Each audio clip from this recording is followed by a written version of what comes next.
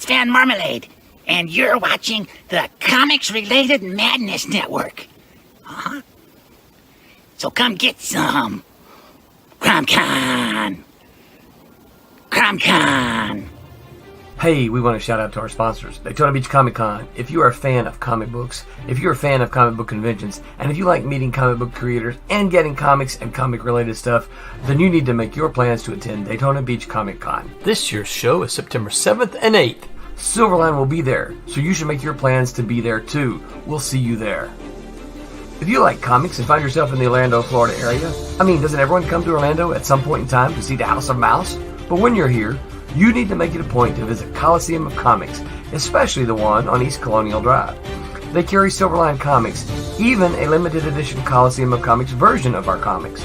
So, when you go, be sure to ask for Silverline Comics and tell them we sent you. OCD stands for Orlando Collector Deviants. OCD, Steve and Trish, they're a family of geeks who promote geek things, particularly those around the Orlando, Florida area. They're big supporters of Silverline, and we think you should be supporters of theirs too. Go give them some love. If you are an independent comic book maker and you need to get your independent comics made, you need to look no further than Kablam! Kablam Digital Printing.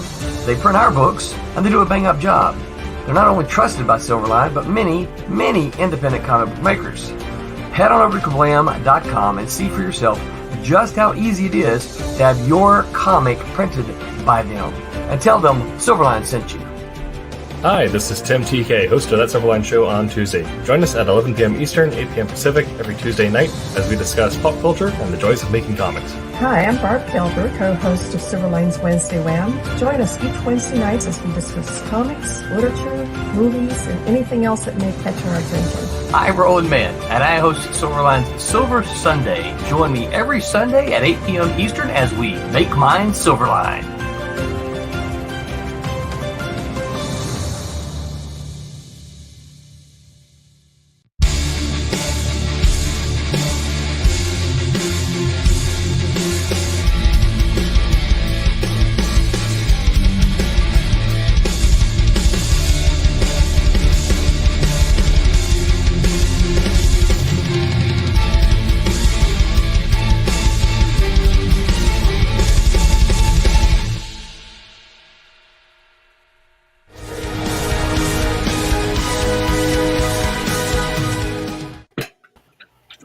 Hello, everyone, and welcome to Silverline's Silver Sunday. I almost forgot what we were doing. Silverline Silver Sunday. This is July 28th, 2024, year of our Lord. I am your host. I am Roland Man, and I am excited to be coming to you on this San Diego Comic-Con day. I am, of course, joined, as usual, with my buddy here, Mr. Mike W. Belcher, that man in the mask guy. What's up, Mike? Howdy, howdy, howdy. I'm in a lesson of perspective tonight. You guys are in the head and I'm back. So drawing lessons abound tonight. That sounds good. And of course, we were also joined by that everyday con artist, Mr. Thomas Florimonte Jr. What's up, Tommy? Howdy do. Howdy do. How's everybody?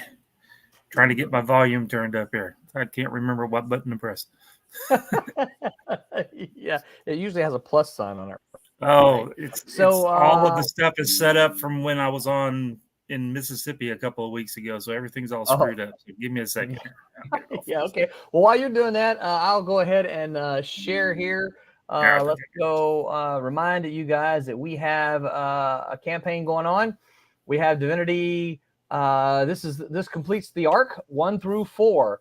You guys can jump over there and get Divinity 1 through. If you didn't get, this is for number 4 technically, but if you didn't get 1, 2, and 3, you can jump on and get them all. It tells you the whole story. There's all kinds of stuff here. I think I can scroll. I have one screen tonight, so that's a little different for me. You see, there's all kinds of stuff. You can get just a single issue. You can get the 2 issues. You can get the foil. Here, where's the foil here? You guys see how beautiful these foils are. Those are just gorgeous. And And of course, yes, they're printed by our good pals at Kablam. But these are beautiful, beautiful. This video doesn't even do it justice. That's the thing about it. Is these things are so fantastic. They look great. You know what's really cool about that video is whoever's doing the hand posing in there, they got nice hands. I don't know who that is. I don't know. Maybe they should look to get a job as a hand model. You think? They might should. Yeah. So and as a reminder, where did that come from? As a reminder, y'all, the only way you can get these foil covers are through these campaigns. They are not available anywhere else. They are not going to be available after the campaign is over. So if you like these shiny, cool, exclusive things, well, then now is the time for you to get it. As we scroll down here, you see that there's all kinds of stuff. We've got art available as well. You can see if the image is gone, if the page is gone, you see this gorgeous Kevin West cover, it's gone. We're sold out, right? But you guys, man, there's still all kinds of. There's a piece by Rick Hoberg and Barb here. And of course, there's the cover for number 3 that was done by Dean Zachary and inked by Thomas Formonti. That one's still available. I can't believe that one's still available. I can't either. And of course, then this pencil cover by Jose Fuentes for this issue for number 4. That one's cool too. I don't know why. That's what I'm saying. What are you people waiting on? I know. You shouldn't. There's and the other thing is, see, there's a page that's gone. The other thing that I wanted to mention, and I think we mentioned this last time here, is that there are a few more pencil pages than inked pages up here from Barb. And that's because there's some here, but that's because Barb is shifting to all digital. Barb is moving her inks all digital, and so once those inks are gone that she's done, there's going to be no more original Barb pages left. And of course, you can still get back issues if you miss something. You say, hey, I didn't pick this one up. This is your opportunity to get those as well. You see, we've got some folks here got a bunch of the back issues. So. And then we've got some deals on a couple of sets, right? If you want to pick up the entire 4-issue arc of Kalis, you can get that just for $10. So there's a couple of those in here. You can see there's some sets. So you guys jump over there. We still got 10 days to go, so a little bit more than a week. And we are 65% funded. So I can't do math, but we are... we are about 1,500 and something. No, about 500 and something from goal. Yeah, a little less than about $500. Yeah. So jump over there and back that campaign if you can. Madness, Pops. Hey, Pops, what's going on? Matt said they were needing the link. Oh, sorry, not in the description. It's all my bad there.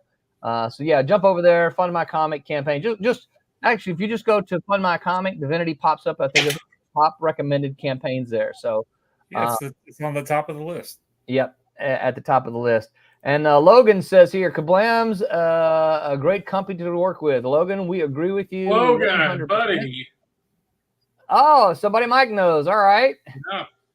Well, Logan, thanks for hanging out with us. We're going to ask a bunch of silly questions tonight. So if you've got one that you can think of that we should ask once we get into it, feel free to post it, and we'll make sure we cover that. Pops reminds us that if you like what we do and want to join the Madness Entertainment Group, contact us at thepopsvanzant@gmail.com. You can donate here. There's a GoFundMe to help us do what we're doing. We are part of a network of other streams that are like-minded in the sense of we all like comic books, we all like geeky things. So if you guys like hearing your favorite comic book creators come on and talk about that kind of stuff, you need to support the network. Pops actually trying to get us on Roku. They have a specific Roku channel, so that would be very cool. Yeah. Pops always harder. Pops is one of those. He's one of those unseen guys, right? He's behind the scenes. Oh, he'll pop up though, so he pops up from time to time just to prove he's real, I think. Logan says, It might be that little puppet thing that he's got. Yeah. Yeah. I love that thing. We've had people before say, what's with the Muppet? I'm like, yeah, I don't know, but I love it. And we ought to make little puppets of all of us and then just sit behind the scene. And Exactly. You can do it. Yeah. We have a puppet show just of all of us, right? Yeah. That'd be fun. I think so. Yeah. Pop says, thanks, Roland. Of course, Pops, we love you, man. Yeah, so you guys make sure you support the network because like I said, we're just a bunch of comic book makers making comics, trying to have fun doing this, and we want to support each other, and we want you to come out and support all of us. So I've got a question for you, Roland. Okay. What's with the really cool wood paneling in the background? Did you that's kind of cool. You like that? Yeah, I like it. Yeah. Is that a virtual background? That's a real background. I had my walls redone. Oh, did you? Yeah. I thought the paneling from the 1970s was so cool. I needed it on my walls. You remember that paneling from the 1970s, right? Yeah, I'm gonna see if I can't find me the background. Oh no. Yeah. Yeah. Where did he go? Here we go. Marmalade is RJ from Critical Blast. So, and of course, we're big fans of Critical Blast as well. RJ is always very welcoming and anxious to have flyers over and promote. In fact, I think he just had Barb on Wednesday, and I saw some stuff. I didn't get to see it live, and I haven't seen the episode yet. RJ, I will, but I know some of the cool things that he was able to do and surprise Barb with. It was very, very cool. Hopefully, I'll get to. If you guys didn't see it, I'm gonna try to get. I won't be able to get it this next week, but maybe the next week I'll show you some of the stuff he's done. And it is very, very cool. San Diego Comic-Con is probably wrapping up right now as we speak. And of course, anyone who's in the comic book industry knows that that's a big deal in the comics. It actually kind of turned into a big deal in media as far as movies and Marvel and DC and all those other kind of things. I've only really heard one big piece of news coming out of the. I heard something really weird. Well, it's bothering me a little bit. I want to talk about the thing that I heard a little bit, and then of course probably the same thing. It might be, and of course we can talk about anything that you got because this is big. It's what we do, right? But Robert Downey Jr. has been tagged to play Dr. Doom. I had to do some research. I remember some of my Marvel history and stuff, and there was the time that happened in the comic books, right? I don't remember Tony Stark ever being Dr. Doom. No, I think it was like the other way around. Dr. Doom actually was Iron Man. For what I thought I remembered that, and I read a little bit about it earlier today, and it was. I'm not quite certain. I wish somebody would do a little bit of research to do it, but there was a mini series or something where Dr. Doom was Iron Man. So it's kind of weird that they're flipping. Well, I will tell you this: I'm pretty stoked about it, right? For a couple of reasons, and I'll tell you why. I need to know what the story is. Well, that's me, right? Tony Stark. From perspective, Victor Von Doom was not. I'm sorry, Tony Stark was Iron Man. He was not Dr. Doom in the comic books. That's they're not the same characters or anything like that. No. But the way so part of this is I've given up on the movies being my comics. Right? They're not my comics. They are more adaptations of what my comics were, because again, a lot of people know I'm a big fan of the Vision, and what they did with the Vision is not from the comic books. No, not really. And so I was kind of disappointed in that. I thought Paul Bettany did a great job as the Vision. I thought he was a very good Vision. Don't get me wrong, but I was kind of like, I don't really got. I wanted this, and I wanted these other things to happen, and it didn't happen. And so I've kind of given up on the idea that the Marvel movies are my comics, and they're not, right? And so I can enjoy them that way. And so my thinking is this: if they're going to take Iron Man to the next level, if they're going to take the Tony Stark character to the next level, we saw what he did in Civil War, right? We saw all of these things. The next logical kind of move is, look at you trying to find family. The next logical kind of move is to have him become Doctor Doom. And I'm kind of okay with that if they do the story that way. Do y'all remember how the last Marvel movie ended with all of them in there? I'm trying to remember exactly what happened to Tony Stark at the end of the last movie. He died. Did he? Yeah, I think so. Didn't he? Thanos burned him up or something like that, and then they had a big funeral scene. What's that? It's like using the gauntlet, burn him up. Yeah. And that's so he was killed. But here's the thing: these are comic books. Yeah. No, I'm just trying to figure out how they're gonna. Yeah. All of a sudden. So is it going to be Tony Stark is going to be Doctor Doom, or is it Doctor Doom just so happens to be the twin brother of Tony Stark? Well, so I read some I don't know how accurate this is. Pop says they should have just kept doing What If and never done alternate universe stuff. This is a great What If story. Yeah.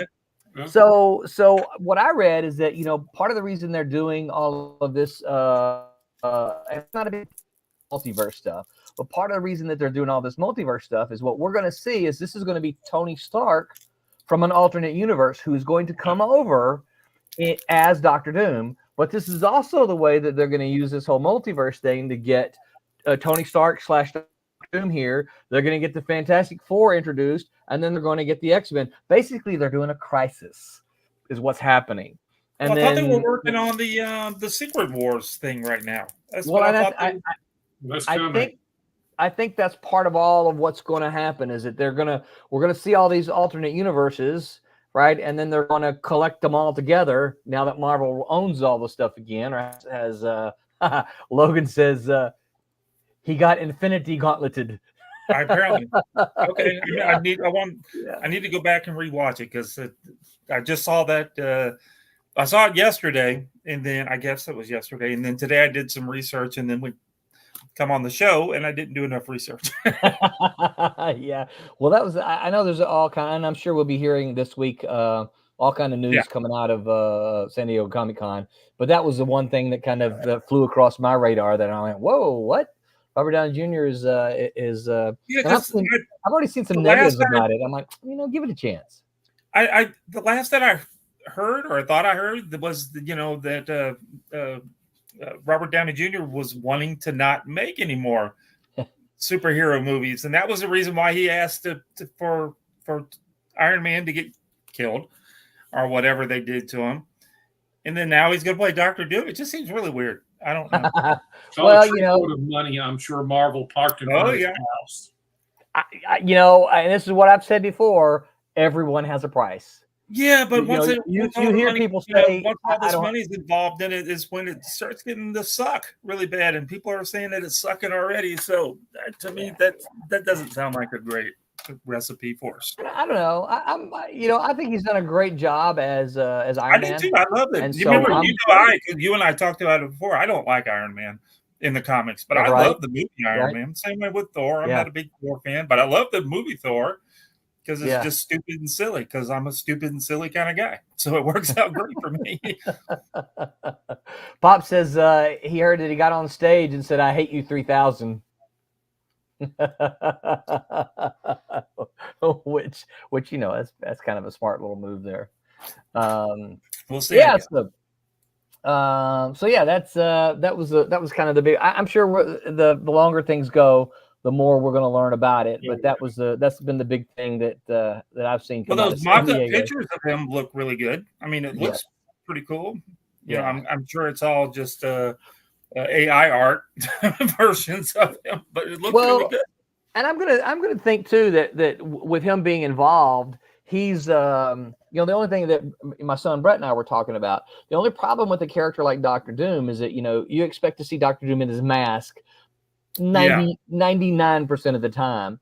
Is a famous handsome actor like Robert Downey Jr. going to be willing to wear the mask like that the overwhelming majority of time?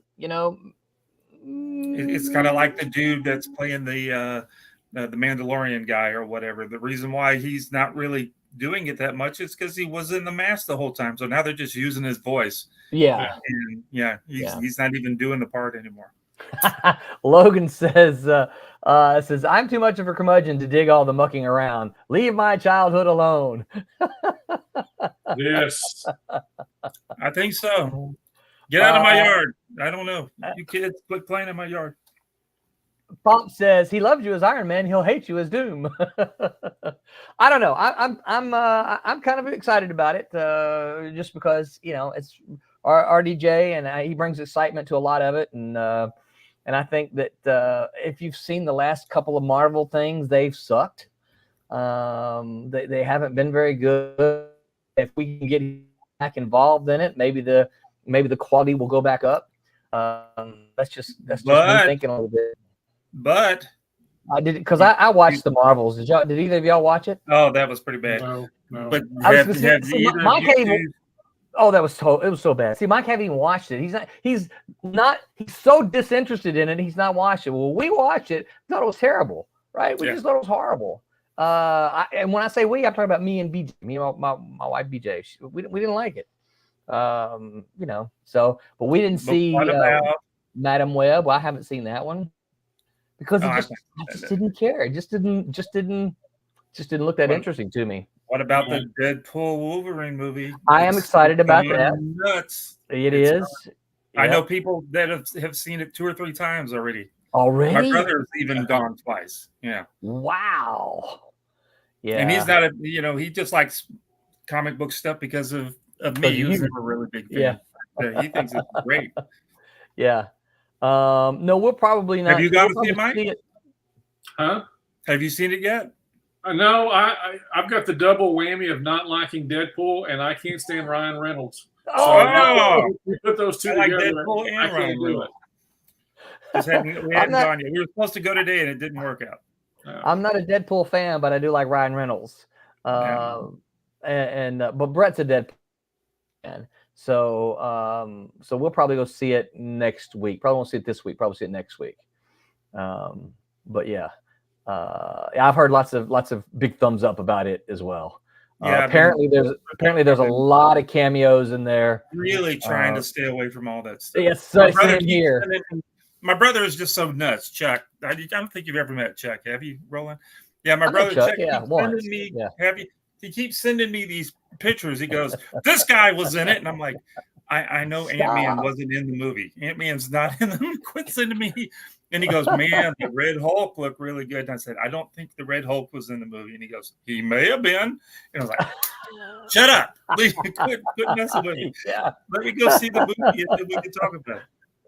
And he's like, "How long are you going to wait before you go see it?" And I'm like, "Well."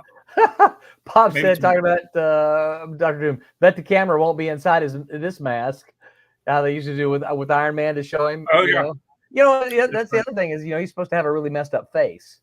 So, of course, maybe if he thinks he's supposed to have a messed up face, he'll keep the mask on. So, well, you know, in some of the Kirby ones, it turned out he only had a little tiny scar. I know. He was so vain that he thought this little tiny scar. Now, I think eventually he gets completely scarred up. Yeah. But I think initially when the Doom mask was on, he was just a little tiny. He's so vain.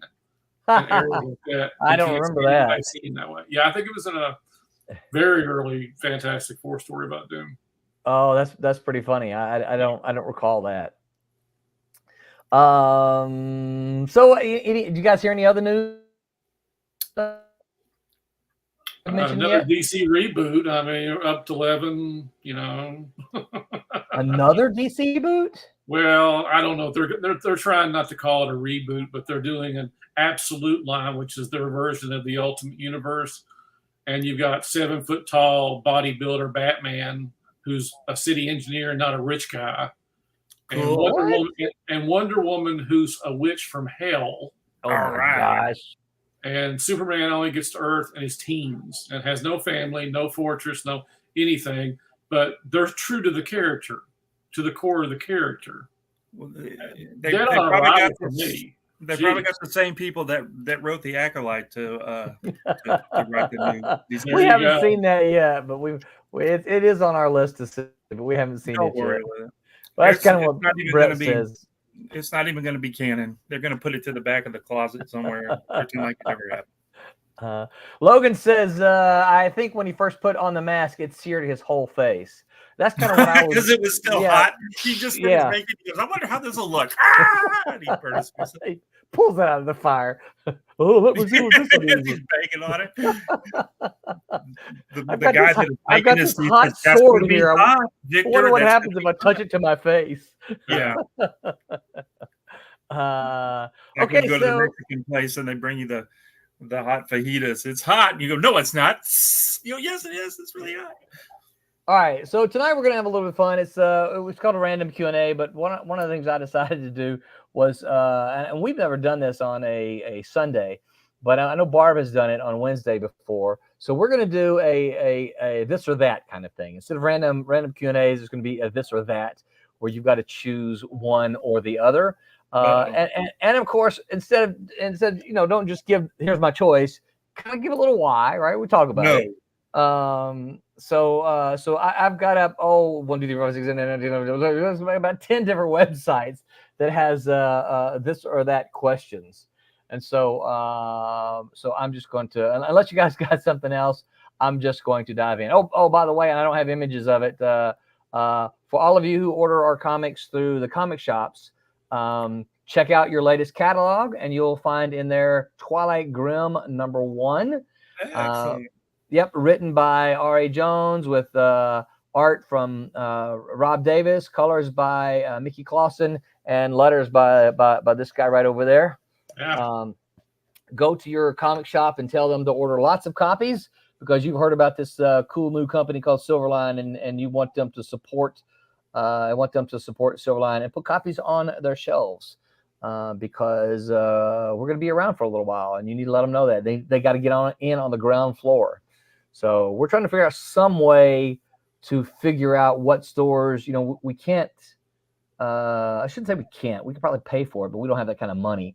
We don't have a list of the stores that order our comics.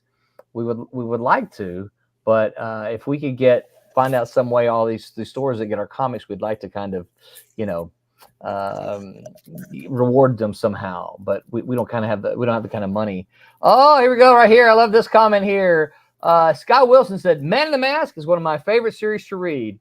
Mike, did you pick up the new Rocketeer book? Not yet. The one with Stas Johnson's art. I think it's on my pool. I haven't been in the shop for a while, but yeah, I'm going to, and looking forward to it. Very cool. And Scott, we agree with you. Man in the Mask is an awesome book. And congratulations, Scott, on Exciting Comics. Saw you in the catalog. Woot woot. So he's got a new book in the catalog? He's going with Anarchy Press, where they have that anthology, the Exciting Comics anthology. Gotcha. Right. His book, The Flocks, in that will be in that. Nice. Issue 47. Ben Dunn is good people. He is. Big fan of Ben Dunn. All right, so here we go. First, this or that question. Would you rather have a bad haircut or a bad dye job? Hair dye job. Oh. Bad haircut. No, I'd like to have enough hair for both. So either or sounds good to me. I won't turn it either or. But no, I think I'd rather have a bad dye job. I've been able to live with a bad haircut. Yeah. In this current, what my hair is growing, which is still growing, a bad haircut wouldn't last very long because my hair grows pretty quick. Yeah. Right. So I would say I'd rather have a bad haircut because it would just grow back in about a week or two. It would be fine. That's going to be me. I'd rather have a bad haircut because my hair grows quickly. And you can kind of, let it grow out a little bit and then maybe even fix it. Scott says, thank you so much. And then he says he'd rather have a bad a dye job, sorry. And then he said, just shave it off. There you go. Logan says, if you have a bad hair, a bad dye job and a bad haircut. Look, it says I already have a bad haircut, so I guess I'll go with the dye job. Yeah. Logan's got a nice head of hair. Oh, does he? Oh yeah. Yeah. It's I consider one of those people that are blessed with a full head. I get it from my mom, so I'm glad. I'm very fortunate for that. Pop says, I never dyed my hair and don't trust people too close to my head with scissors. Just let it keep growing. Pops has watched too many mafia movies, right? Uh-oh. Okay. Here we go. Talking pets or talking babies? I'd rather have a talking pet. Because or you mean like if I had children, do I want the babies to talk? What do you think that they're? So let's think. Would you want others? Let's think others. Would you rather me have talking babies or talking pets? No, I've already figured out. I'd rather have talking pets because I've already said that kids under a certain age, they're numbskulls anyway. So I don't want to hear, even the ones that can talk, I don't want to hear them talk. So I think I'd rather have talking pets. I'd like to know what my little Gabby girl's trying to tell me sometimes. Yeah. Like, that's a hard Mike's one. about to say, I wish my kid didn't talk now, is what he's trying to say. Well, not so much that. I just harken back when he was, 8 or 9 months old. Yeah. And, had little swellings under his neck. I just wish he could have told me if he was ailing, or what was wrong, So, I mean, I'm talking babies, just because I lived through that. So, yeah, maybe if it was my kids, it'd be good. But other people's kids, no, I don't want to hear them now. Yeah. Yeah. Logan says, thanks, Mike. He borrowed it from Alan Moore. His hair. I think I'm gonna go with kids, with babies, even though I still find, all those movies with the talking babies, a little, like, y'all probably remember Rugrats and everything.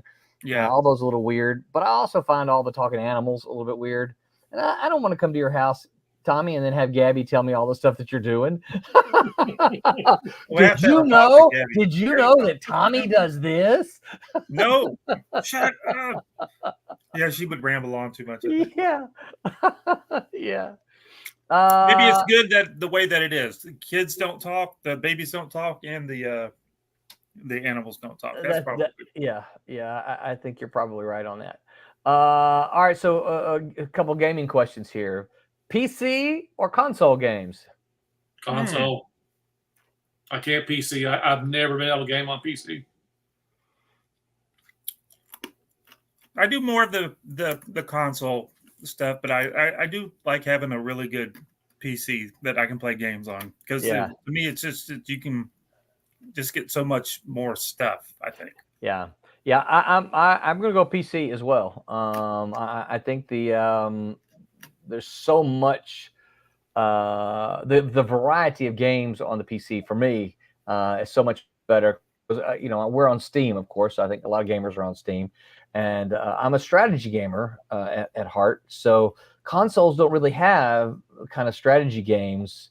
They've got a lot of action games and that kind of thing. And actually, Brett and I are talking about getting the PlayStation, the new Xbox, simply because the new college football game is out, and we don't have a way to play it. So he came to me the other day. He said, "Hey, old man, let's go halves on the game console, and we'll get the new college football game."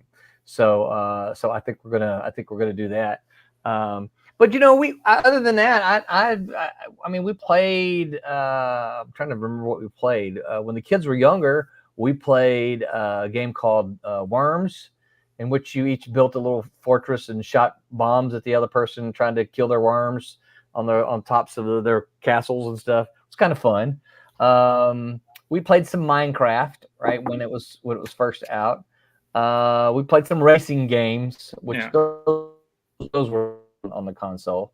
But now Brett and I, he and I we play a lot of stuff on the games over Steam together. Things like, anyone who plays games, things like Age of Empires, Sid Meier's Civilization. Brett, plays a lot of PUBG, so we're on there and play PUBG with him sometimes. There's just so much variety. We can do a lot of that stuff. Scott says Manor Lords took a couple of weeks out of my life. That's the thing. Those addictive games, they can do that, right? That's why I don't play any. Yeah, well, you recall me asking you when I got first down here, I'm like, hey Tommy, you want to join us? You're like, I can't, Roland, because I'm too addictive, and then I'll spend all of my time playing games. And I'm like, yeah, I had to stop. I respect that. Okay, I did buy that last Doom game that came out, the Eternals or whatever it was, just because I wanted to play it. And the roller coaster, it's not roller coaster, it's forgot what the name of the thing was, but yeah, I think the last thing that my wife actually let me buy was the all of the Guitar Hero. Oh yeah. She just wanted. She thought that was fun to play. Yeah. But yeah. No, I'm too. Remember, that's before I started doing comics. That's the reason why I went to college, was to get my degree in programming, so I could actually write games. That's what I wanted to do. Yeah. And I just stayed up all night, skip work, that kind of stuff. Yeah. Way too addicted to games. So I just had to stop. And that things about games that they get you to that point where you're just like, okay, I just need to reach this thing and then I'll go to bed. I need to accomplish this and then I'll go to bed. I need to do this task or this level, right? And you see the sun coming up and you're like, I gotta be at work at 9 o'clock. And I hadn't gone to bed yet. Pop says EverQuest was my game. Now I play DDO online and Champions with Doc. Yeah. I played some Champions. We played a lot of City of Heroes. We played that's what I was playing with you guys for a little bit, and I was like, oh, I need to quit playing this game. Yeah. So, but no, I probably played way more console games. So while I think I'd rather play PC games or computer games on the computer, in reality, I've played way more console. Talking about the addictive qualities of them, I think for me, it's easier to put down a PC game. It's easier to put down a console game and walk away from it than a PC game, because I'm sitting at my PC. Right. And I'm not going anywhere. So I have to hit the off button, and then I'm still sitting there. Right. So it's easier for me to put the console game down and walk away. Logan says same thing happened with me in Hogwarts. Yeah. I've only ever returned, and I know there's a window on Steam where you can.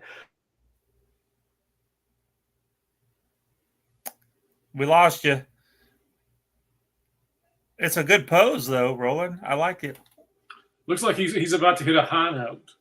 Whoa! Mamma mia! There he is. You're back. I like that pose.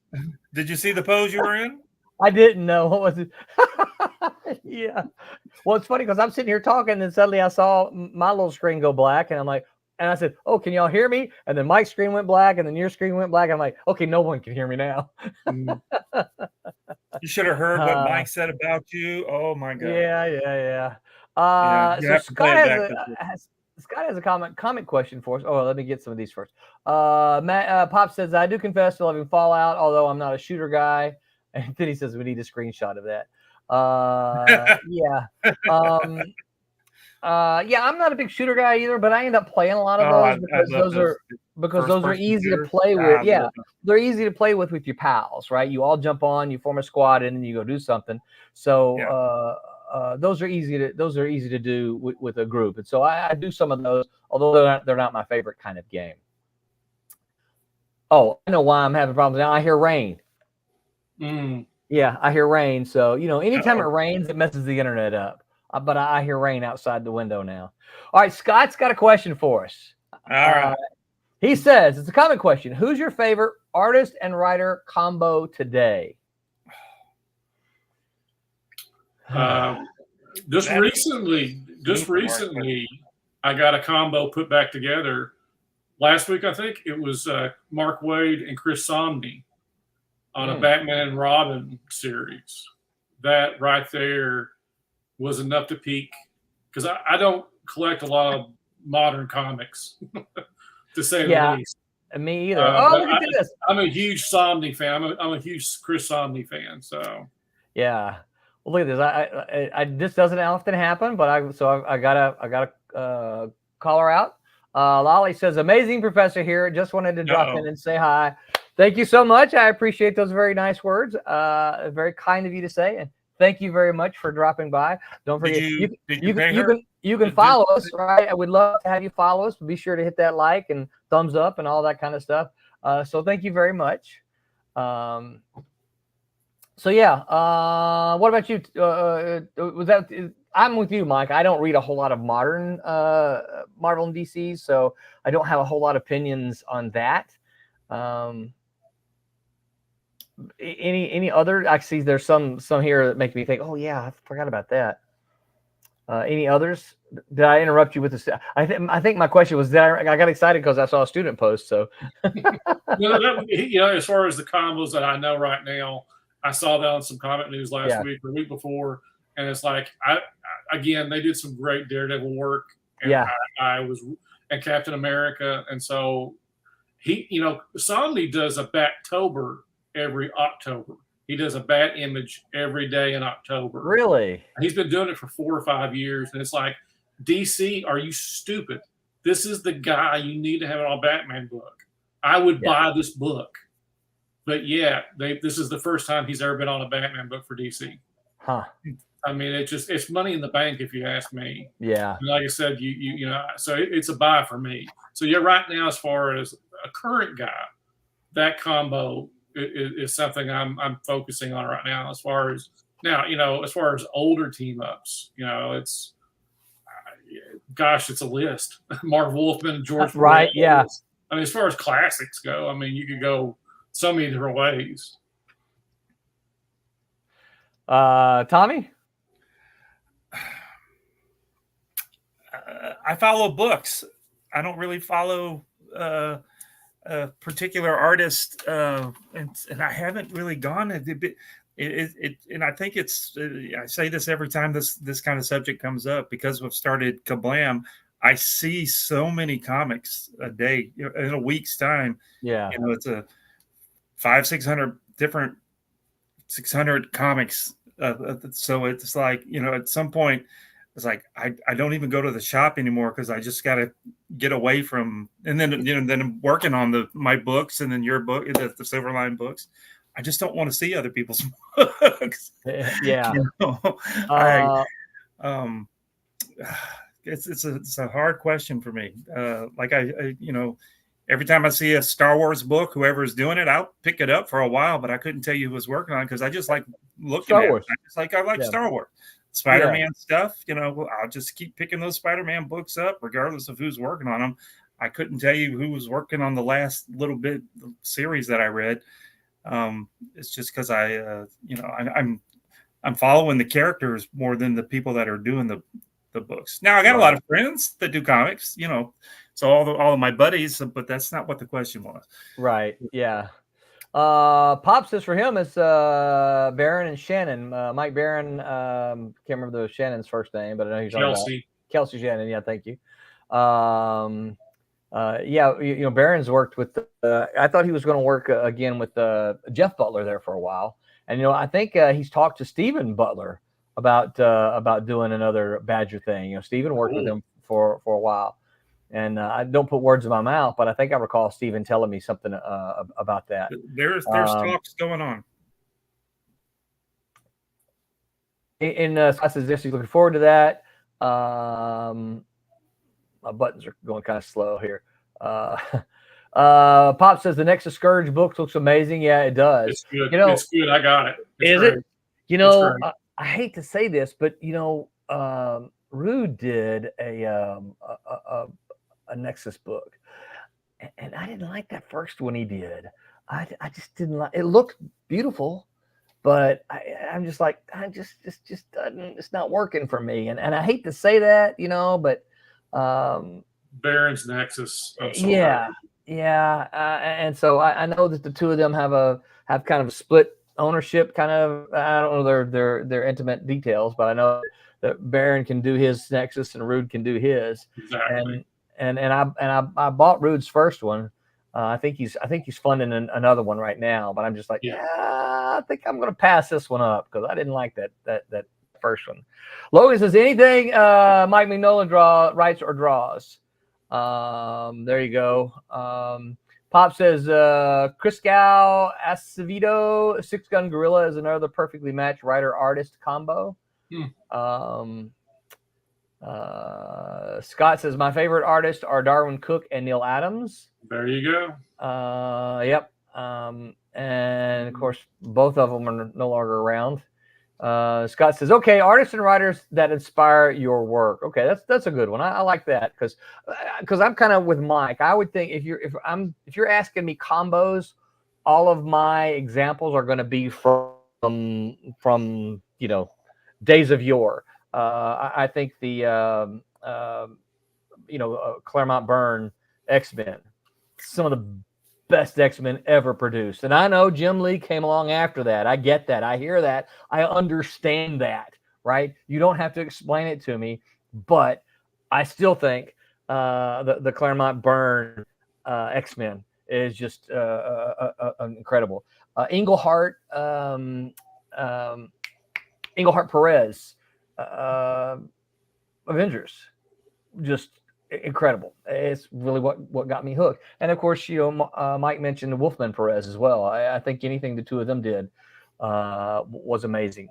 Yeah. Pops, without Barron, it's just another book. And I talking about Nexus, and I agree. Even though, again, Steve Rude is a phenomenal artist. Amazing. It just wasn't the same without Barron's story, I think. Logan then says, oops, no, I don't want to. Says Perez, Wolfman, John Romita Jr. and Claremont. Yeah, those are some good ones. So, all right. So, guys, back to the question here is artists and writers that inspire your work. Byrne, Miller. Yeah, definitely Eisner. Definitely Will Eisner. Once I discovered Will Eisner, it was, you discover Frank Miller, and then you discover where Frank Miller comes from, and then you see Will Eisner's work, and then you're just changed. Yeah. It's Kirby, it's all that little block of creativity, and then you just find yourself lost. And you're gleefully lost in the worlds that they created. And of course, it makes you want to do it. Makes you want to pick up a pencil and see what you can do. Yeah. Heck, like I said, Darwin Cook. Scott said Darwin Cook. Once he came on the scene, he may not have been like when I was a teenager, you had Byrne and Miller, but I was in my 20s when I discovered Darwin Cook, and he's just as influential as those other guys. Yeah. Because it's such an impact on. I mean, it's just such creativity there. Yeah.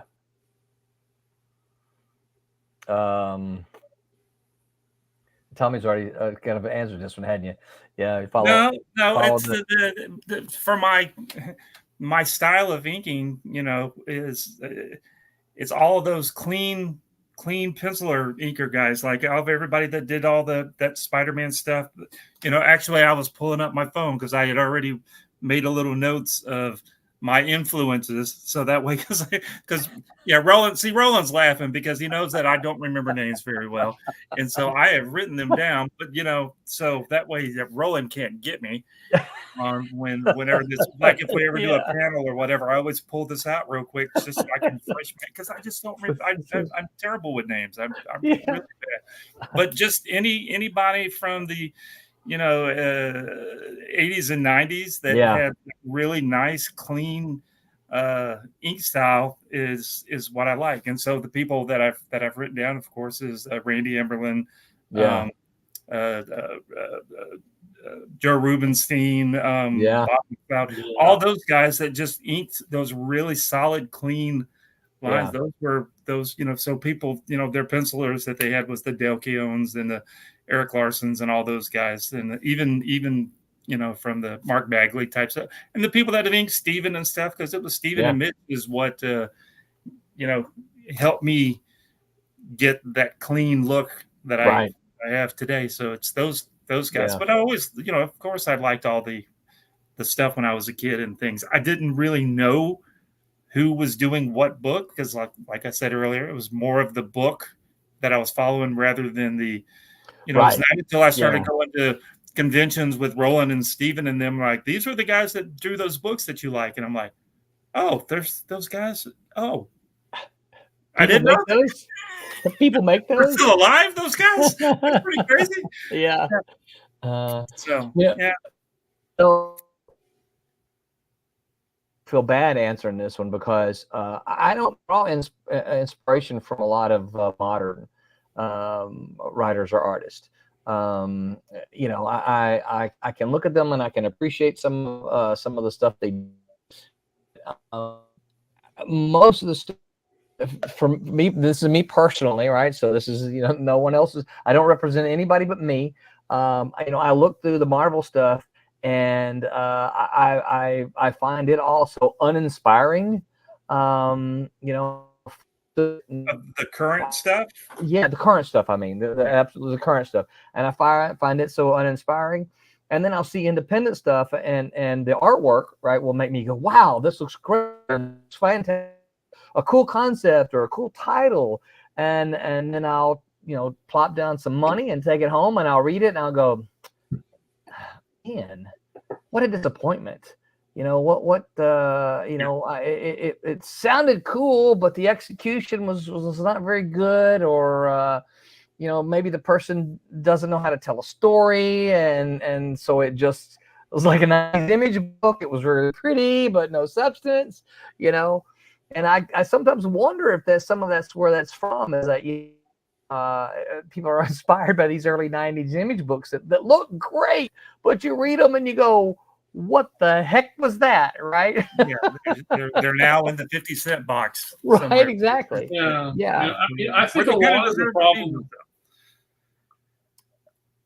I think a lot of problems with the modern stuff that I find is I think a lot of these guys, referencing earlier talking about DC and rebooting. I think a lot of these writers can't get out of their own way. Yeah. I think they're so wrapped up in their legend or their whatever. Oh man, that they can't see that the story is more important than what it makes them look like.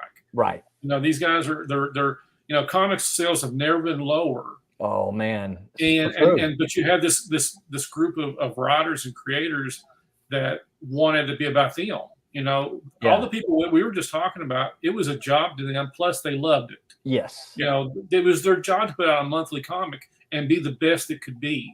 Yeah. Today, a lot of the things that's been going on for the last 15 or 20 years, a lot of the modern stuff, those guys can't get out of their own way. Yeah. They want to be something. They want to be Alan Moore. It's like, I just want a story from you. Right. If you become something like Alan Moore, great. Right. But get me there first. I don't want you to talk yourself up first. And then, you got to show me. I don't want to be told you're great. Right. Show me you're great. Yeah. And I said that's the problem. When you see these reboots from DC and Marvel, they just can't get it out of their own way. It's just, give me a good story. Don't give me a gimmick. Don't give me an event. Just give me a story. Yeah. You guys probably remember back in the day, we bought comics because they were a story. We found them on racks or in the comics, and it was a story that, again, it was a cover, a cool cover that caught our attention, that reached out and went, "Hey, pick me up." And then you picked it up, right? And then you flip through it. You're like, "Oh, this looks cool. I'm going to take it home." And it was the story that brought you back looking for the next one. It wasn't a gimmick, right? So some of these stories now are more corporate stories, where they're told. Marvel and DC, absolutely, yeah. This is what you have to write, regardless of what the agenda is they're trying to get across and all that kind of stuff. And we need you to do this, and so they're instructed to go do that, right? And sometimes it's all about trademark and copyrights, trying to keep those, alive and moving. So Yeah. There's several comments here, fellas. I missed. Let's catch up on them here. Scott says, anytime I find a Darwin Cook book or art, I try to snag it. I'm a big fan. Fell in love with his art about a year before he passed. R.I.P. Mr. Cook. Agreed with that. Logan says, Mike Parabeck, Mike Waringo. Great guy. Yeah. Great work. Great work. Fantastic stuff. Infrafan, what's up, Infrafan? Thanks for swinging by here. He said, inking is such an underrated job. They can save artwork with talent and destroy it without talent. You are absolutely right. Tommy and I talk about that a lot. We haven't talked about it as much recently, but a lot of times when we're biking, we'll talk about the different kind of inking and how a lot of there's a lot of people are skipping inks now, and they're just going straight from the pencils, turning up the dark on the Photoshop, and then they're painting it. And throwing the penciler just to draw, a little more detail in it, and just skip the inking step. Yeah. Scott said, "I'll take the puppy for a walk." Good talking with you, fellas. Scott, if you're already walking the dog, thank you for hanging out with us, Scott. It was a pleasure. I'm hoping your puppy can talk to you, Scott. That's right. Yeah. See if he wants to have long of a walk he wants. You can talk to him about it. Every friend says, I hate to say it, but most modern artists are the ones who grew up wanting to redo Jim Lee and Todd McFarlane. You may be right there. I see a lot of it.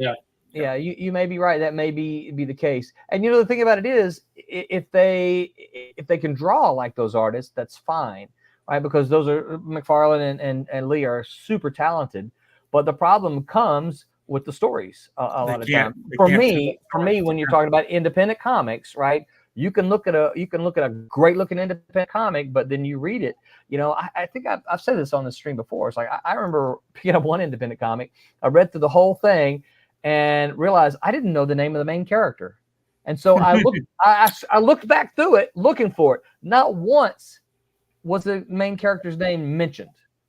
So I couldn't even tell you who it was, just because they did. It was on the front of the book, on the title. I don't think so, but I don't. Oh, okay. I can't say that for sure. But that's just storytelling 101. I mean, that you should never do that. But I think part of that is a lot of.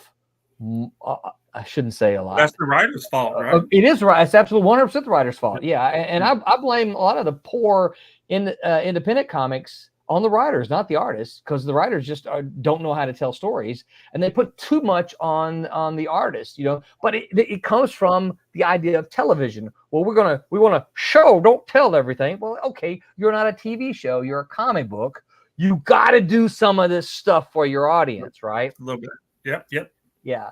Let's see. Everfan also says individual stories. Said it a million times. You don't walk into a room and say, "Hey, Renee, how you doing? What's going on, Renee?" And Renee goes, "Hey, Tommy, it's good to see you. What do you want for?" Yeah. But you have to do that in a comic. You have to do it in a comic. Yeah, because otherwise you don't know who they are. Yeah. Everyone says individual stories at that. Now, if you miss one issue of anything, that's it. Well, Infrafan, I am pretty happy to tell you that if you find a Silverline comic, you're not going to find that. We are working hard to make sure, even though we're working on miniseries right now, we're working hard to make it so that if you pick up the second issue, you're going to understand what happened in issue 1 without being totally lost. Now, because you're a collector and a comic book geek, you're going to want to go back and pick up that first issue, right? Because you have to complete the set. But we're working hard to make sure that happens. Logan says, what Louise and Walt did with X Factor was some serious solid work. I missed the old days. You're right. Absolutely. That was X Factor was fantastic when Walt and Louise were on there. Yeah. They were a good team. Vic Do, what is up, Vic? Haven't seen you in a while. Vic says, hello, everybody. Good to see you here, Vic. Hey, and it's Hyper. It's Hyper. He's always got our back. Hyper says, like and subscribe, kids. Wherever you are right now, whatever platform you're listening on, I'm going to ask all of you to stop for just a moment. Make sure that you go like and subscribe and follow and do all that stuff. There's a whole bunch of you watching right now, so I need to see those numbers go up, right? So please go do that. Ha! Scott either walked the dog real quick or he didn't go when he said he was going. The dog said, I don't have to go, Dad. Let me get back in. See, those talking dogs. That's what we all need, the talking dog. Scott says, I totally recommend the book Superboys. It's about the creators of Superman, Jerry Siegel and Joe Shuster. Great stuff. I haven't heard of that one, but that sounds like a good one. Yeah. Let's see here. Vic Deuce says, make your characters known. That's basic. You are absolutely right, Vic. It's again, that's storytelling 101. Hyper says, look for Silverline Comics in your favorite comic shop and ask them to carry the full line. You are correct, Hyper, and thank you for reminding everyone. I wonder if Hyper Potato has the link to the Kickstarter, or not the Kickstarter, the crowdfunder. I bet he does. It was Pops posted it earlier. Yeah. Infrafan says, "Oh, I know, Roland, and I appreciate it." Well, thank you, Infrafan. I appreciate you recognizing that. Talking about the stories in Silverline. So yeah, I didn't get to ask a whole lot of those questions. Those were good questions. Let's see. See if I can find another one real quick here. All right, here's a couple silly ones, right? Sticky hands or slimy feet? Would you rather have sticky hands or slimy feet? I saw Mike's eyebrows go whoop. Well, I had sticky hands a minute ago eating barbecue. Yeah, so that didn't bother me too bad. Would you rather have, not rather not have, but rather have? Which would you rather have? Would you rather have sticky hands or slimy feet? Yeah, sticky hands. Yeah, because I've got a damaged foot from an accident and stuff, and I don't like it being all yucky. So sticky hands. Yeah. I'm gonna also say sticky hands, mostly because I don't like stuff going through my toes. Right? Yeah. It's like some people like to walk in the mud and barefooted. I like going barefooted, right? But I don't want to walk in the mud because I don't want the mud squishing up between my toes. Yeah. And I've seen your feet, Roland. We don't want to clean your feet for you. Yeah. So how about this? How about toothpaste flavored ice cream or ice cream flavored toothpaste? Wait a minute, what? You messed my head up. Ice cream flavored toothpaste. Yeah. I don't know how Mike figured that out so quick. I got to run the toothpaste. Say it again. Toothpaste flavored ice cream or ice cream flavored. No, the not ice cream flavored toothpaste. No. Really? I think I'd rather have the other way. I don't want my ice cream to taste like toothpaste. Well, then you want the whichever one that one was. You want the toothpaste. You can brush your teeth with ice cream. That's what it would be like. That's the one I want. That's the one I want. I don't know. My head's hurting. Sorry. All right. Here's a good one here. Peanut butter on pizza, or ketchup. That one's worse. Ketchup on ice cream. Oh God. Those are both ketchup on ice cream because peanut butter would kill me. So are you allergic to peanut butter? Yeah. Oh, I didn't realize that. Yeah. Oh yeah, that would be that would be bad. Neither. I had to go peanut butter on pizza for me because ketchup on ice cream. No, that sounds terrible. And I love using ketchup, but no. Logan says mint chocolate chip, baby. Or toothpaste, right? Maybe, yeah. Yeah. Oh my gosh, this is Oh, you're getting nasty now. Brush your teeth with mustard, or would you rather wash your hair with mayonnaise? The mayonnaise. That doesn't seem like it'd be too bad. I've actually heard of people doing that before. Yeah, I think I have too. Yeah. Oh, I think I'd rather. I like mustard, so I'd rather brush my teeth with mustard. I don't want mayonnaise in my hair. That just makes me think it's all greasy. Well, what do you think the conditioner is? True. Look at Hyper has always got our back, Tommy. There you go. That's what I was saying. He knew everything else. I figured he'd have it. Yep. Thank you, Hyper. Thank you. There's the link, folks. For those of you who are wondering, what is that link? That's the link to the campaign. Get over there and back Divinity. We showed you the pages at the top of the hour, so get over there and back that We still have not yet hit our funding goal, so y'all can help us get there. Lots of original art. Give us another one that's not so gross. All right, okay. Lick a frog or hug a snake? Frog. The frog, yeah. Oh, you want to lick a frog? No. I don't go near snakes. No snakes. No. No snakes. I'd rather hug a snake. I'm not licking a frog. That's I've seen where they've been. Yeah, but some of you could find one of those frogs that makes you kind of loopy. That'd be pretty good. Well, I thought you were saying you were going to find one of those frogs that turns into a princess. Oh, yeah, that too. That would be good. The Princess and the Frog. That was a Disney movie. That was pretty fun. He said, "Thanks for the reminder, Tommy." Yeah, thank you. Let's see. Right, not gross one. Mike is right. The Lord cursed the serpent. I'm not going near them. No. You got a point there, but licking a frog? You guys must not have the same kind of ponds they have around where I grew up. You can wash it off first, and then it might get you high. That'd be good. Or kill you. Too, but either one might kill you. Let's see here. Would you rather drink milk from a shoe or eat cereal with water? I've actually eaten cereal with water, so I'll do that. Yeah, I think I would do that as well. I think I'd rather eat cereal with water. Just means it would still be soggy. It just wouldn't be as sweet. Yeah. It could be a brand new boot. That would be good. It's a shoe. It just depends on what the shoe looks like. Yeah, maybe. You can smell, if you ever smell a shoe, though, even a brand new one, though, you get that smell of leather and everything. Yeah, but water cereal? I think I would just eat the cereal before I put water in. Yeah. I don't think I'd need I love dry cereal. I think I would just eat the cereal. Yeah, it depends on which cereal, though, for me, I think. Some dry cereal is good, but not all. Would you rather have a hot sauce toothpaste or pickle juice face wash? All right, nothing with pickle juice. So I'm doing the hot sauce one. I don't care what the pickle juice one is. Hot sauce. I'm not drinking. What's pickle juice? Pickle juice. I know what you're talking about. Vinegar. I'm not drinking vinegar. You're not supposed to drink. You're not listening to me. Pickle juice face wash.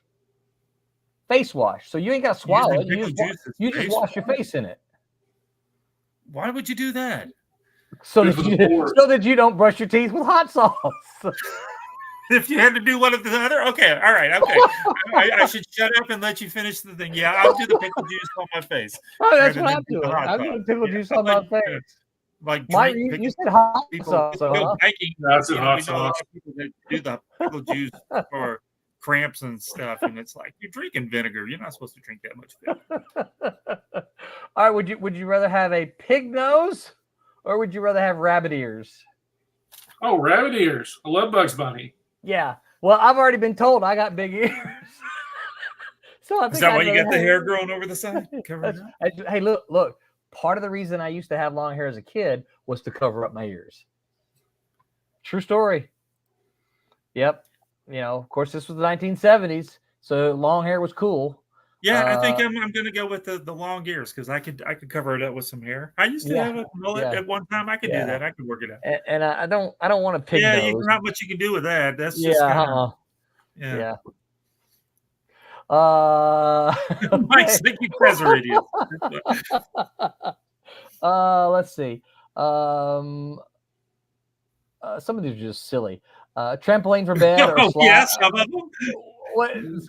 Trampoline for bed or a slide for stairs? Trampoline for what? A bed.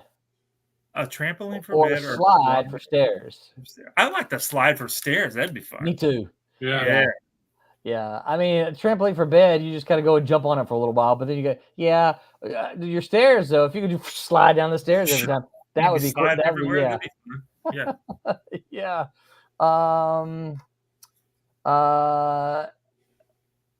Would you rather live At a movie theater or live in a mall? Theater. I think a mall. Well, if you could get into the stores, I think of the mall. Well, most malls have As has a movie right? theater. Theaters have recliners. They do, yeah. So you could go to a romance movie and just go to sleep then. Well, you know, and I guess it would if you go by a lot of the malls that are out now, they're all kind of closed up, so there may not be much to go do it in the mall. That's true. That is true. Yeah. Let's see if I can find some others here. All right. So here's some movie fan questions. Okay. So comedy or horror? Comedy. Comedy for me as well. Yeah, I'd rather do a comedy, but I do love my horror movies. Yeah, I know you do. You know, you and I were supposed to go see the one about the dancer, the doll that danced and killed people. Yeah, I know Megan or whatever. Megan, yeah. I have not seen Megan yet. So and it's free on something. I see it. Oh, really? Up. Well, that was the one I said, look, I'll go with you because BJ didn't want to see. She didn't like horror. Yeah. So, and I don't watch a whole lot, but I'm like, yeah, I'll go see that with you. Yeah, they had the Dancing Megans at this past year's Halloween Horror Nights at Universal. That was fun watching all those girls dancing. That was pretty funny. There was a bunch of Megans dancing. It was crazy. These are some easy ones here. Marvel or DC? Remember, these are movies here.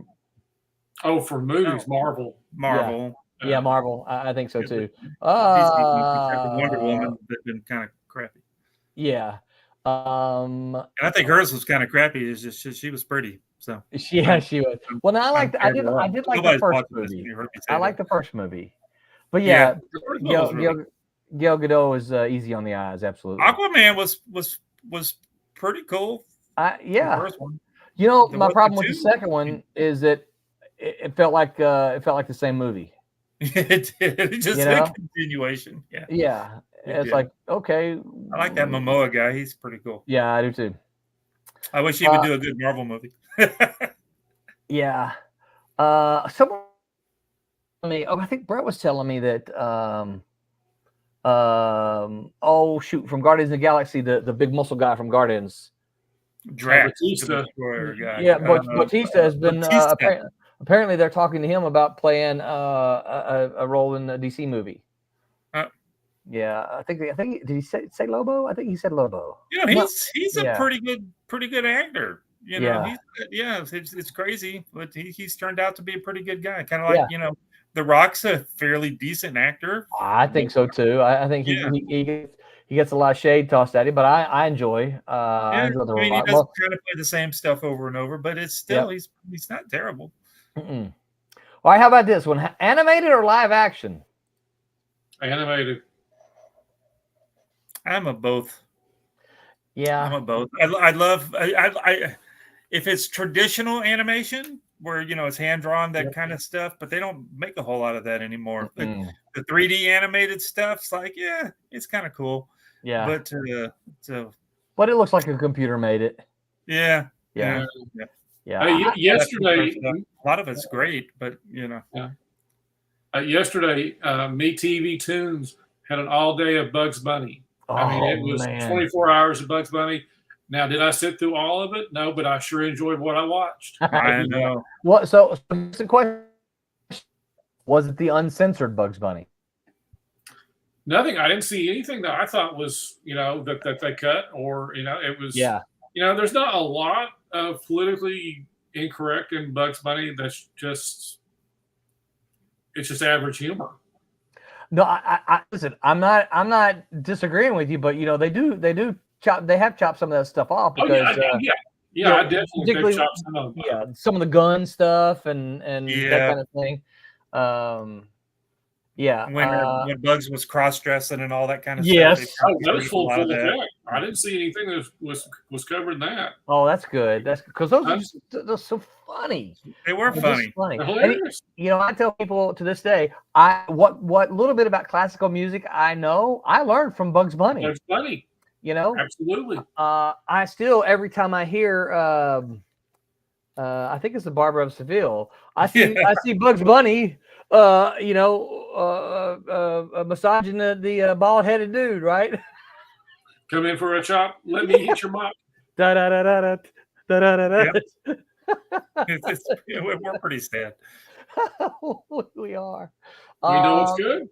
Yeah. Let comedy be comedy. If you don't like it, then watch something else. Watch it, but it's supposed to be satire, kind of silly. Right. Quit being so uppity about everything. Yeah. You know, it's not like they're really doing these things. Well, you know, it's funny because, of course, you guys are of a pretty similar demographic as me. But you know, one of the things, there's a couple of things you used to always say is that, you know, Bugs Bunny and Roadrunner, and I never thought you could drop an anvil on somebody and they be gay. I never thought you could fall off of a cliff and walk away as an accordion. Or hand somebody a stick of dynamite and let it blow up. Right. Yeah. You know, I never looked at the Human Torch thinking I needed to pour gasoline on myself to become. You know? Yeah, right. No, I didn't think that would work. You know. So I tease my son Brett, right, who is he's 23, about to be 24. And I forget what he's not a, what is he? He's not a millennial. What's the next one? Gen Z. Gen Z. I said, you know, Brett, because I was talking about how dumb his generation is, and I said, and he was like, "Well, we got more information than your generation at the tip of our fingertips." I said, "You're absolutely right." I said, "You're right. You do. You." I said, "I had to go to the encyclopedia to look mine up." I said, "You're right." I said, "But Brett, when I got a car, the instruction manual told me how to change my spark plugs. Your instruction manual tells you not to drink the battery acid." I said, "No." That.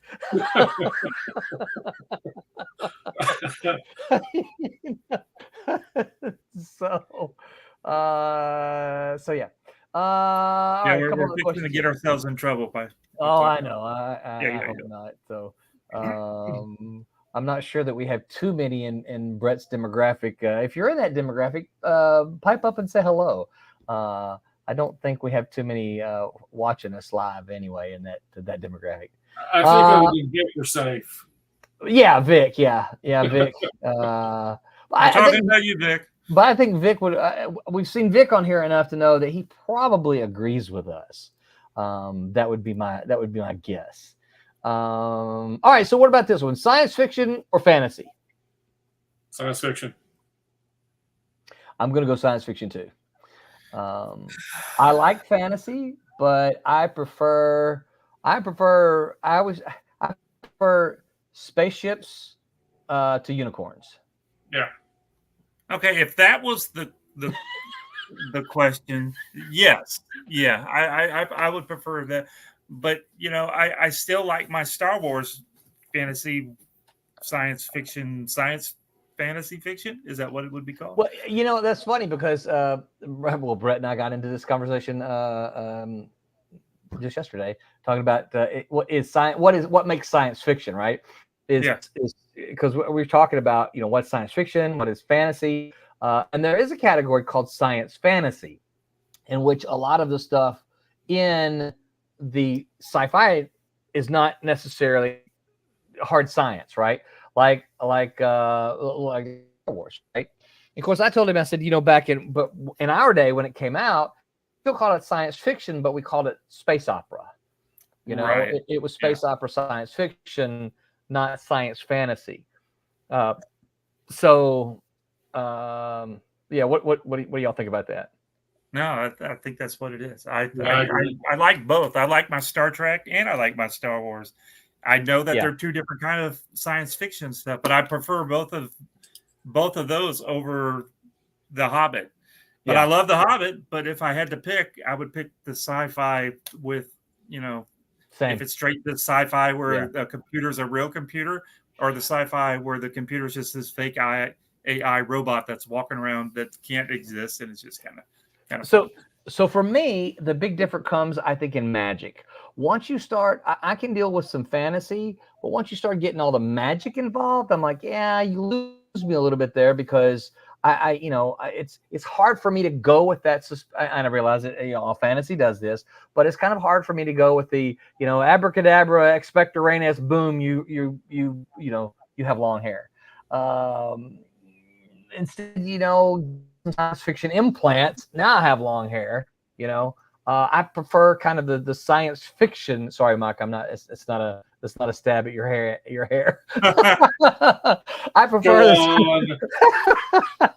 I prefer the science fiction aspect, the science aspect of it, rather than a magic aspect of it. Yeah. That's just me. Okay. Let's see. Oh, all right, Tommy, you're gonna like this one here. Uh-oh. Harry Potter or Lord of the Rings? Harry Potter. At this point in time, Harry Potter. I like Harry Potter more than I do Lord of the Rings, but I love Lord of the Rings and stuff too. But I prefer I think maybe would be more of like Harry Potter or the Game of Thrones kind of, because there's magic involved with the monsters and the this, that, and the other. To me, that would be a harder one to pick, because actually when we're done tonight, my background fell. When we're done tonight, you can't tell because it still looks like you got paneling back there. Yeah, we're gonna go finish. Well, I think tonight's the last episode of the new Game of Thrones thing. What's it called? Okay. The Song of Ice and Fire, or whatever it's called. Whatever it's called. Yeah. But I really do like both, but probably Harry Potter. Yeah. Yeah. I don't know.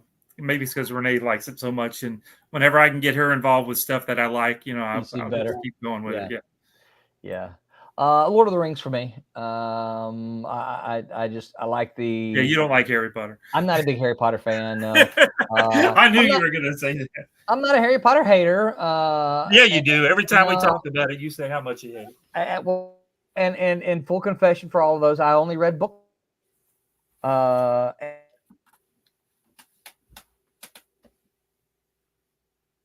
We lost him again. Now he's doing this.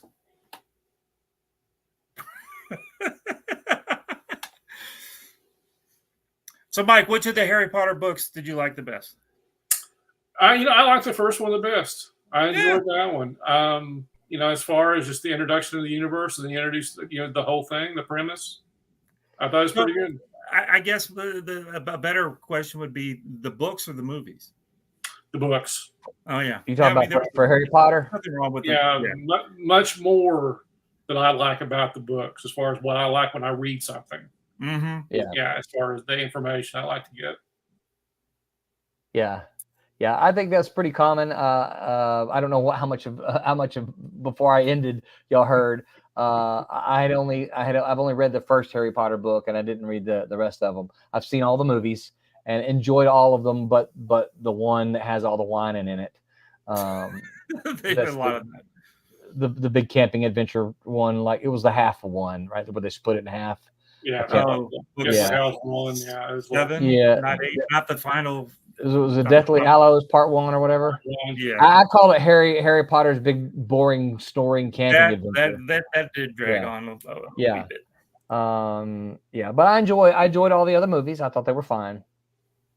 All right, one more question, then we'll call it a night here. Let me see if I can find a good one here. Okay, this one's kind of interesting. Would you rather be able to be a time traveler, or would you rather be able to have space exploration? Time. I want to see everything. Yeah. So would you go forward, or would you go forward, or would you go back? Backwards. There's just so much history I'd want to see. Yeah. Future is what it is. I mean, but I could document and know where I'm going if I went to the past. I could know the events that I want to see. It'd be like, getting a map and just saying, okay, this is what I'm doing. And time definitely. Yeah. Same for me. Time travel. I just there's too much of history that I enjoy too much that I would love to go and see. I want to see that. I want to see dad. I want to see these, for me also, family, I would want to see what I want to peek in on what my great grandfather, let me see what they're doing. Where did that come from? How did I get here? Slip them a little note. Buy Apple stock. Buy Apple stock. Yeah. Create something and call it a computer. There you go. Here's an idea. Yeah. Change things. Yeah. I think it would be safer to go back than to go forward. I mean, you could just go forward. Who knows? You go forward a month from now, and the world may be blown up.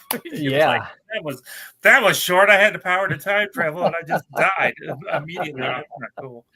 Never know.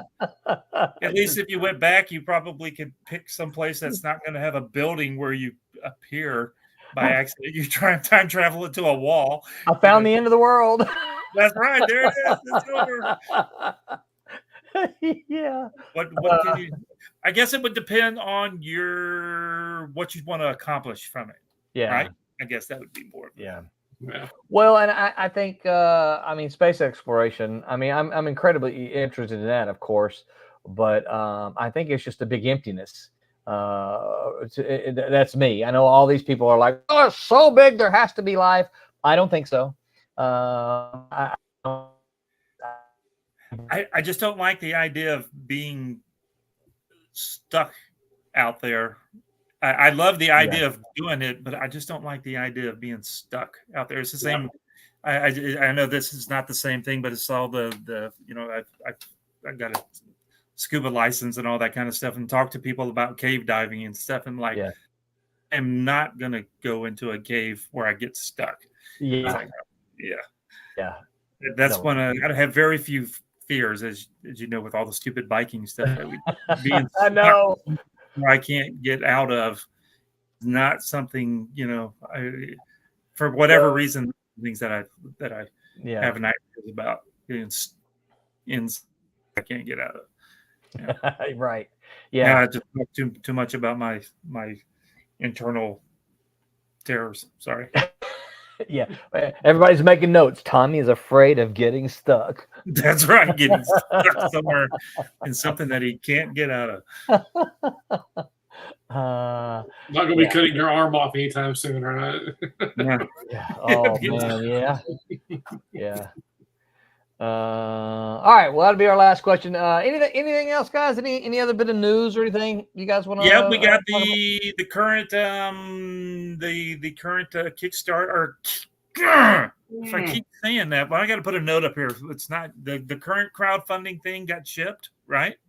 Oh yeah, you're talking about Silverline Team Up 2. Silverline Team Up 2. Yep, it was shipped. It was shipped to everyone except for, and I got to do the digitals for those. So some of you've got it watching the digitals. Sorry, I forgot about those before. They're not going to get done this week. I don't have access to them this week. But all the physicals, everybody except for those who wanted, who got artwork from Pete. And I'm waiting from that artwork for the pencil artwork from Pete. So everybody else has theirs. So they got those beautiful metallic books. Yes. Yep. And Roberta got hers, and she was like, loved it. I thought they were I knew that they looked cool, but I didn't realize how cool that they. Yes.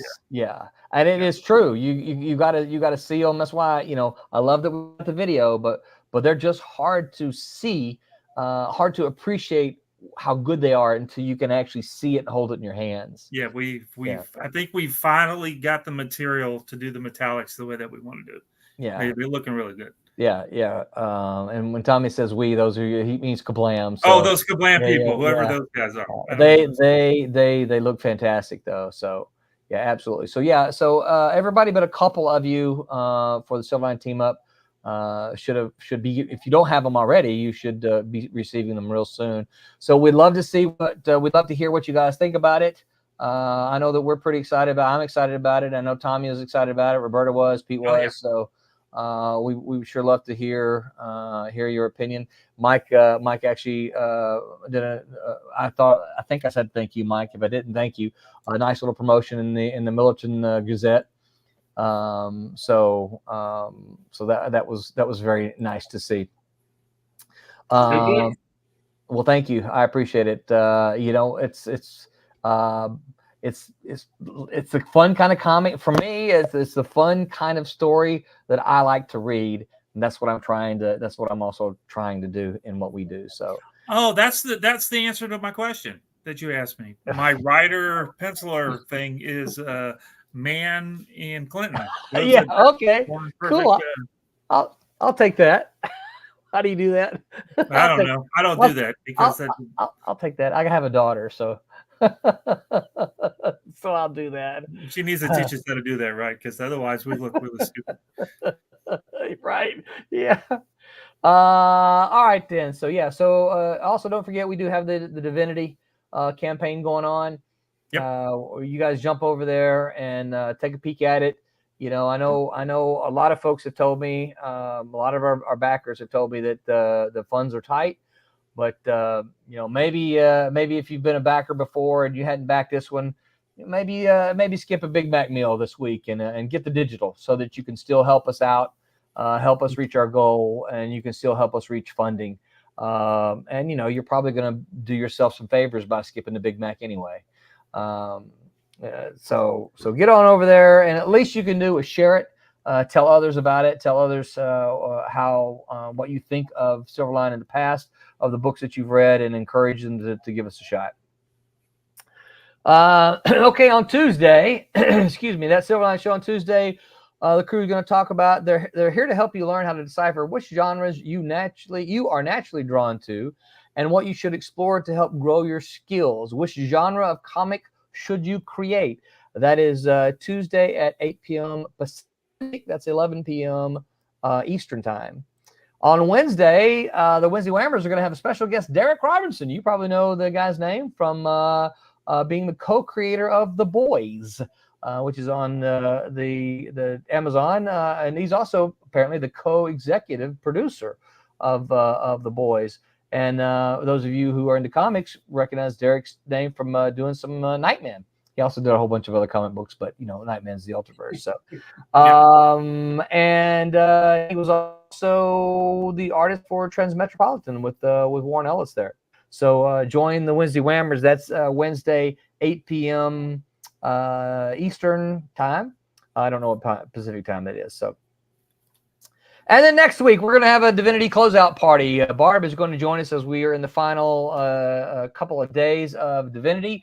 And those of you who may not be convinced, she's going to be here to be a guest host, as I will be unavailable next Sunday. So she's going to be the guest host for the Divinity closeout party. And if you haven't backed the campaign, this is going to be one of your last chances. And you can ask Barb all the questions there are that you have about Divinity. Anything else, fellas? Pop said, yes. He said, skip a Big Mac. There you go. Skip a Big Mac.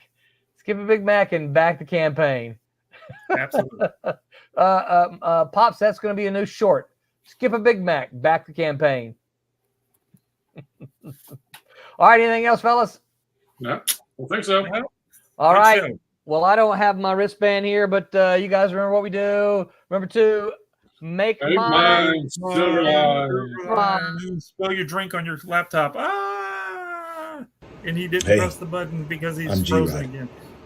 Make mine. And he still hadn't pressed it. Silverline. You heard me.